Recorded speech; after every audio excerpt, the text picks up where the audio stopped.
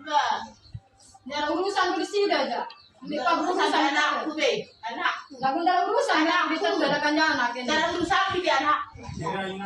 Nah, kan dalam urusan kita. Dalam urusan dia anak.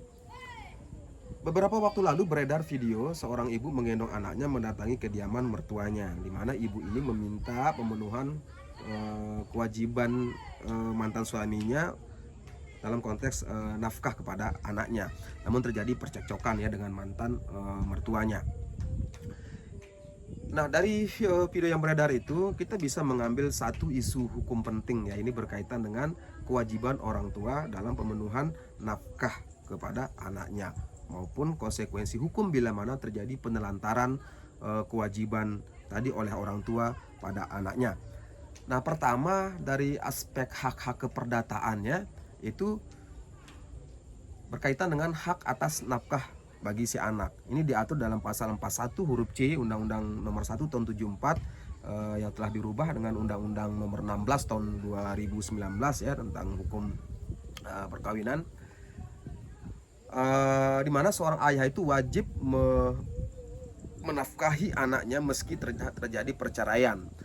Jadi kecuali jika ayah tidak mampu, maka kewajiban itu beralih ke pihak keluarganya, terutama dalam hal ini ke ibunya atau nenek si anak. Itu diatur dalam pasal 5 ya, Undang-Undang 35 tahun 2014.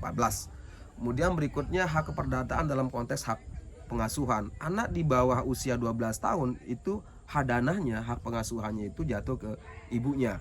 Nah, kalau dia lebih usia 12 tahun, maka si anak itu boleh memilih apakah ke ayah atau ke ibu. Nah, kalau terjadi persoalan hak asuh hadanah di pengadilan ya, maka keputusan akhir ada di hakim dengan mempertimbangkan prinsip the best interest of the child, yaitu prinsip kepentingan terbaik bagi anak. Yang berikutnya hak keperdataan dalam konteks hak bertemu orang tua ya. Anak itu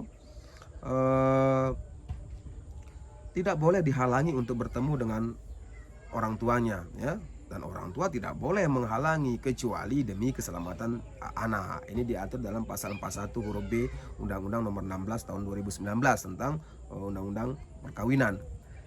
Nah, berikutnya hak atas pendidikan dan kesehatan. Orang tua wajib membiayai pendidikan dan kesehatan anak ya.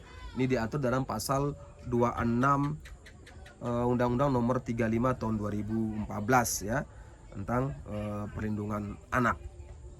Nah, jika orang tua tidak mampu itu dapat dibantu melalui program pemerintah ya, misalnya KIP, BPJS Kesehatan, tapi kan itu melalui mekanisme prosedur tersendiri ya.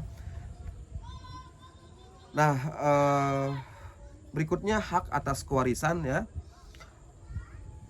Perceraian tidak menghapus hak kewarisan dari ayah atau ibu. Ini diatur dalam ketentuan pasal 180 kompilasi hukum Islam. Nah, itu demikian ringkas dari aspek keperdataannya. Berikutnya dari aspek sanksi pidananya ya bagi orang tua yang menelantarkan anak. Pertama, itu jika orang tua tidak memberi nafkah, maka menurut pasal 49 huruf A Undang-Undang Nomor 23 tentang penghapusan kekerasan dalam rumah tangga atau Undang-Undang PKDRT, maka orang tua dapat dipidana penjara maksimal 3 tahun atau denda sebesar 100 juta. Nah, kemudian kalau terjadi penelantaran ya, ini diatur dalam pasal 77 ya Undang-Undang Nomor 23 tahun 2002 junto Undang-Undang Nomor 35 tahun 2014 tentang Undang-Undang Perlindungan Anak.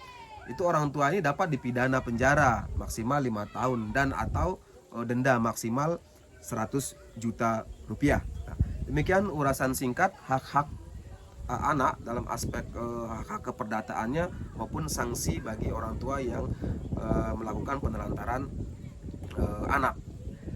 Nah, kesimpulannya bahwa perceraian itu hanya memisahkan pasangan, bukan memutus tanggung jawab sebagai orang tua.